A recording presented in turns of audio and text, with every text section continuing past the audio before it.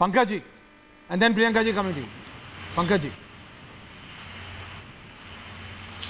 देखिए, सबको सुना आपने। पिछले 10 साल से सुधांशु जी और हम सब घनघोर अविश्वास की 20 मिसालें देख चुके। 6 महीने पहले लोकसभा के चुनाव के वक्त मोहन भागवत जी और नरेंद्र भाई मोदी के बीच जो परस्पर अविश्वास था वो पूरे देश ने देखा। सरकार बनी 10 साल पहले नरेंद्र भाई मोदी का कैसा अविश्वास लालकृष्ण आडवाणी जी पर था, मुरली मनोहर जोशी जी पर था और बहुत से लोगों पर था, वो पूरे देश ने देखा। अभी हम जो वरिष्ठ मंत्री हैं नरेंद्र भाई मोदी जी के मंत्रिमंडल में, उनके और प्रधानमंत्री जी के बीच अविश्वास देखते हैं।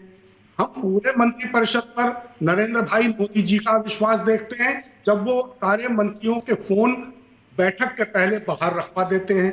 तो किस विश्वास अविश्वास की बात कर रहे हैं सुधांशु जी? ये जो अविश्वास का माहौल पैदा हुआ है, ये जो विश्वास का संकट पैदा हुआ है इस 10 साल में, ये किन लोगों की वजह से पैदा हुआ है? संसद पर आप विश्वास नहीं करते, संसद आप चलने नहीं देंगे।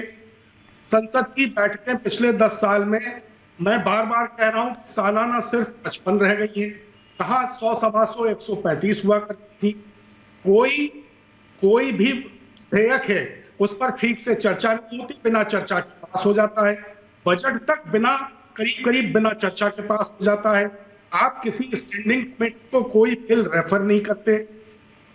तो संसद पर आपका विश्वास नहीं, कानून व्यवस्था चुनावी प्रक्रियाओं पर आपका विश्वास नहीं, लोकतंत्र की किसी भी मूल्य पर, किसी भी नैतिकता पर आपका विश्वास नहीं। वो विश्वास का ये जो संकट पैदा हुआ पिछले 10 वर्षों में, एक नई तरह की कार्य संस्कृति, एक नई तरह की राजनीतिक संस्कृति, पूरी तरह से समाज पर आपका विश्वास नहीं, समुदायों में आपने एक समुदाय पर तो आपका कतई विश्वास नहीं, इस तरह का आपने सामुदायिक विभाजन कर दिया। ये अविश्वास तो सुधांशु जी जो पैदा हुआ है वो 2014 के बाद भारतवर्ष में पैदा हुआ। उसके पहले विश्वास का ऐसा संकट नहीं था, इतनी मुसीबत नहीं थी, ये तो आप भी मानेंगे।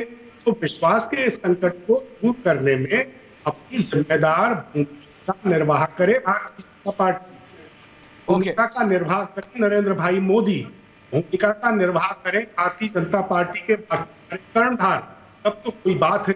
इसके लिए कि अब आप प्रतिपक्ष को पूछेंगे जॉर्ज सोरोस। अब सवाल उठ गए विदेश मंत्री जी के पुत्र का जॉर्ज सोरोस से क्या रिश्ता है। अब सवाल उठ गए कि प्रधानमंत्री जी की आर्थिक सलाहकार का जॉर्ज सोरोस से क्या रिश्ता है। तो अब इन प्रश्न के जवाब भी तो भारतीय जनता पार्टी को देने चाहिए। सुधांशु जी, इस पर भी प्रकाश डालिए। सुधांशु जी और पंकज जी, एक ऑन एयर रिक्वेस्ट कर रहा हूं आपसे, एक एक्स्ट्रा फोन सर ईपी के लिए रख लीजिए। आप महत्वपूर्ण बातें करते हैं, कई बार वो कट जाता है, टेक्निकल प्रॉब्लम हो जाता है डायरेक्ट ऑडियो से। हाँ, सुधांशु त्रिवेदी जवाब दे रहे हैं। प्रियंका जी, अनुराग जी आ रहा हूं इसके बाद सीधा। देखिए, अब जो पंकज जी ने कपोल कल्पित अविश्वास की बात कही, अब मैं जब तथ्यों के आधार पर आधारित अविश्वास की बात कर रहा हूं। आज की डेट में अरविंद केजरीवाल जी छत्तीसगढ़ चुनाव में साल भर पहले जाके बोले कि भारत के सबसे भ्रष्ट मुख्यमंत्री भूपेश बघेल हैं। विश्वास था, ठीक है।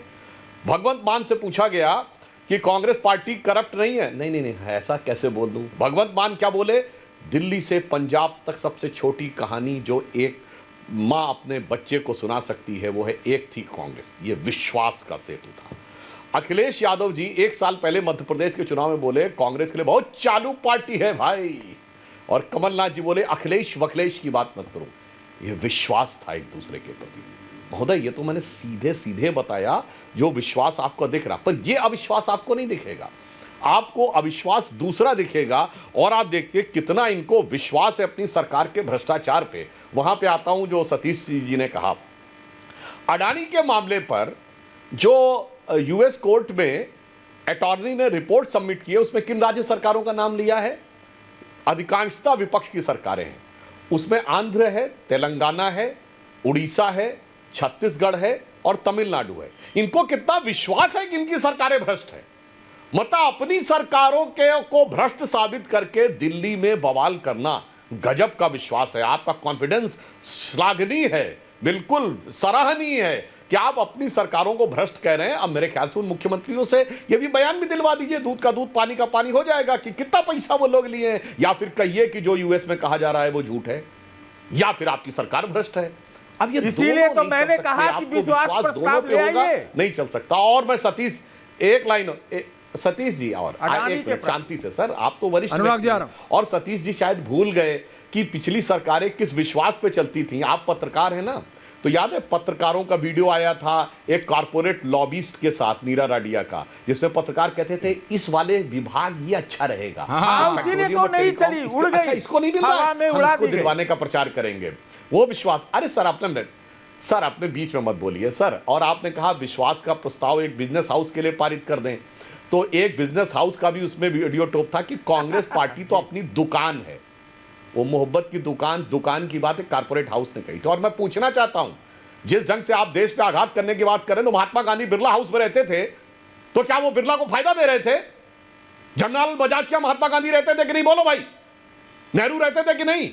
जवाब दो मेरे भाई। हमारा कोई नेता परमानेंट किसी बिजनेस हाउस के घर में नहीं रहा है। गांधी जी की अंतिम क्षण तक भी वो बिरला हाउस में रहते। जवाब देके जाइएगा आप दोनों पत्रकार। इसीलिए मैं कहना चाहता हूं फिर विनम्रता से, आज तक कांग्रेस ने किसी विदेशी कंपनी के खिलाफ कोई स्टैंड लिया हो तो बताइए। हर विदेशी कंपनी को इन्होंने डिफेंड किया है। 1984 में यूनियन कार्बाइड को डिफेंड किया, 1987 में इन्होंने बोफोर्स को डिफेंड किया, 1994 में इन्होंने हॉविट्जर को डिफेंड किया, 2006 में इन्होंने वोल्कर रिपोर्ट को डिफेंड किया, उसके बाद इन्होंने अगस्ता वेस्टलैंड को डिफेंड किया, उसके बाद इन्होंने हिंडनबर्ग को डिफेंड किया, उसके बाद इन्होंने बीबीसी को डिफेंड किया। अरे मेरे भाई, आप जॉर्ज सोरेस को डिफेंड कर रहे हैं। मैंने 40 साल का गिना दिया, 84 से 2004 तक। और चुनौती देता हूं, एक बार किसी विदेशी कंपनी के खिलाफ कुछ बोलो। हमने कोका कोला के खिलाफ स्टैंड हमने लिया था, विदेशी कंपनियों के खिलाफ हमने स्टैंड लिया था। विदेश वाले कहते थे स्वदेशी वाले हैं, और क्या करें, आप तो विदेशी वाले हैं।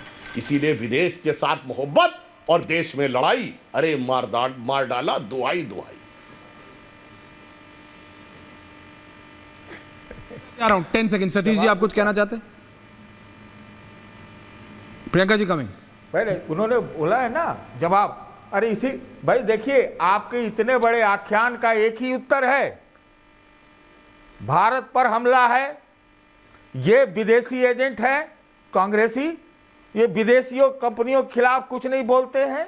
आप स्वदेशी के ध्वजवाहक हैं और आपको अटूट विश्वास है यहाँ के बिजनेस में और सारे लोगों में। इसलिए तो मैंने कहा कि एक को एक विश्वास प्रस्ताव ले आइए। अब कहाँ गांधी जी के ऊपर चले गए भाई, उनके ऊपर कोई आरोप तो, अरे मौका मिलता है तो आप लोग के लोग तो उनके ऊपर भी सवाल उठा देते हैं।